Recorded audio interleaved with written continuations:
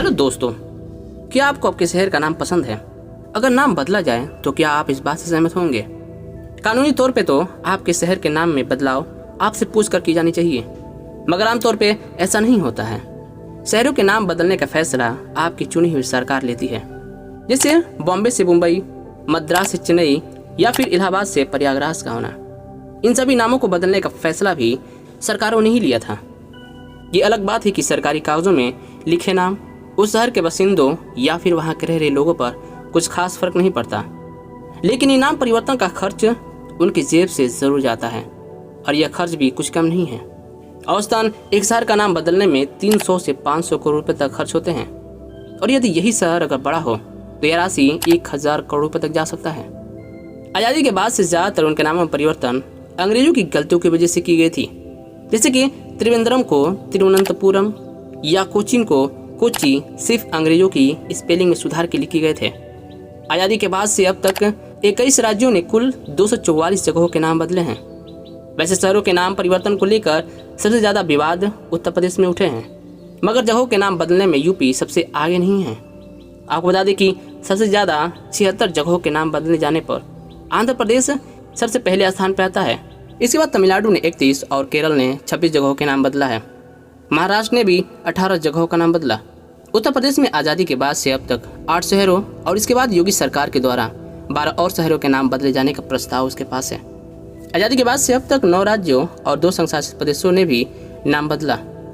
भारत के कई राज्यों में पिछले दिनों अलग अलग शहरों के नाम बदले गए हैं। इसमें उत्तर प्रदेश का नाम बदले जाने के विवाद में सबसे ऊपर रहा। यहाँ की योगी सरकार ने कई शहरों के नाम बदले। हालांकि सबसे ज़्यादा चर्चा रहा इलाहाबाद का प्रयागराज होना। अब अगर किसी शहर का नाम बदलने पर आने वाले खर्चे की बात करें तो वह तकरीबन 200 से 500 करोड़ रुपए के बीच होता है। वही किसी राज्य के नाम को बदलने पर खर्च की बात करें तो वह 500 करोड़ से भी ज़्यादा हो जाता है।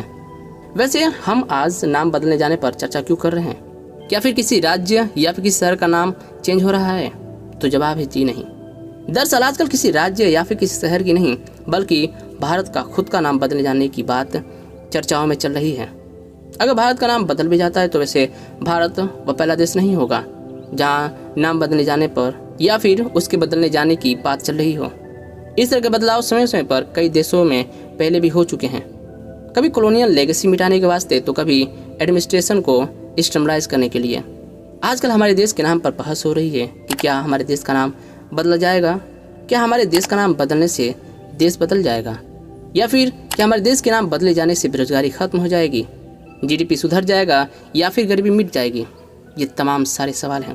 किसी संस्था के नाम के आगे भारत लिखा हो या फिर इंडिया, इस बहस में उतरे बिना हम जानेंगे कि देश के नाम की कहानी क्या है। अब यहाँ सवाल उठता है कि इंडिया या भारत का बहस कैसे शुरू हुई?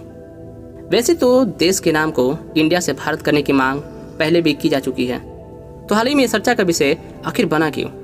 बात दरअसल ये कि जब G20 समिट के लिए विभिन्न राष्ट्रों प्रमुखों को राष्ट्रपति की ओर से न्योता भेजा जा रहा था, तो उसमें प्रेसिडेंट ऑफ इंडिया की जगह प्रेसिडेंट ऑफ भारत लिखा था।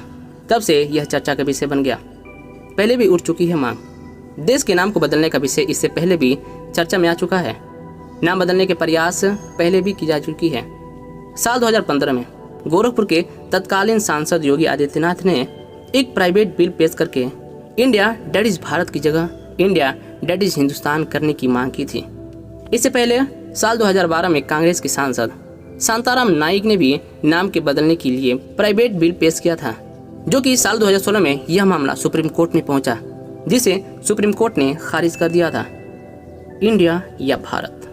देश के संविधान में देश के 2 नामों का उल्लेख किया गया है, पहला भारत और दूसरा इंडिया।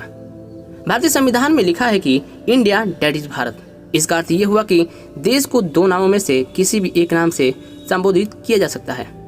हम लोग भारत सरकार या फिर गवर्नमेंट ऑफ इंडिया दोनों कह सकते हैं।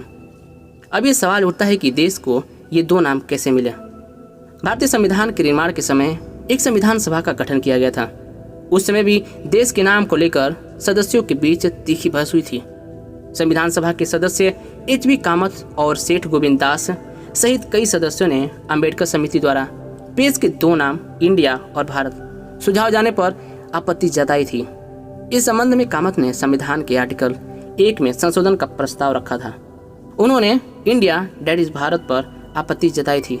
साथ ही उन्होंने देश के लिए हिंदुस्तान, भारत भूमि और भारतवर्ष जैसे नाम सुझाव किए थे। देश के 2 नाम को लेकर श्री राम सहाय, BM गुप्ता, हरगोविंद पंत और कमलपति त्रिपाठी जैसे सदस्यों ने भी विरोध किया था। ये सदस्य भी देश के एक नाम के पक्ष में ही थे। इस विषय को लेकर कमलपति त्रिपाठी और डॉक्टर BR अम्बेडकर के बीच बहस भी हुई थी।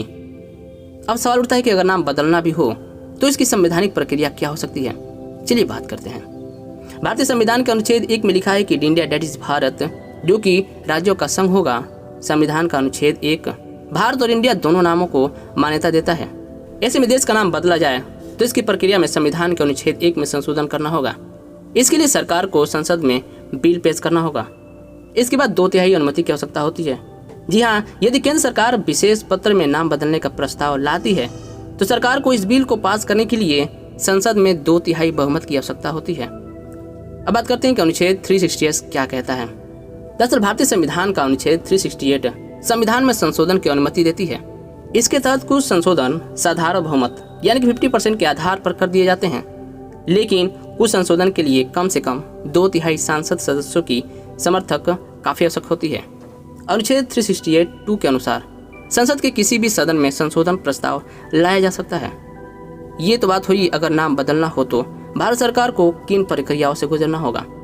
ये तो सरकार और उन लोगों द्वारा की जाने वाली प्रक्रिया है, लेकिन इसमें आम लोगों पर क्या प्रभाव पड़ेगा, आपने सोचा ही नहीं। तो चलिए इस पर भी बात करते हैं। दरअसल बदलाव अपने साथ कुछ न कुछ खर्च लेकर चलता है। जैसे मान लीजिए आपको अपने घर की रजिस्टर कराना हो तो उसके लिए भी कुछ खर्च होते हैं। अगर आप कोई कंपनी रन कर रहे हो और उसका नाम बदलवानी हो या फिर डॉक्यूमेंट में आपका नाम या फिर पता चेंज करानी हो, तो क्या ये सभी बदलाव बिना खर्च के मुमकिन है? जी नहीं ना। ऐसा ही देश के लेवल पर भी होता है। नाम बदला जाएगा तो भी डॉक्यूमेंट्स, आधिकारिक वेबसाइट, देश विभिन्न संस्था और कई अन्य बड़े बदलाव भी करने होंगे। इन सभी का अपना अलग अलग खर्च होता है, लेकिन सभी खर्चों को आखिर मापा कैसे जाए, तो इसके लिए भी कुछ तौर तरीके होते हैं।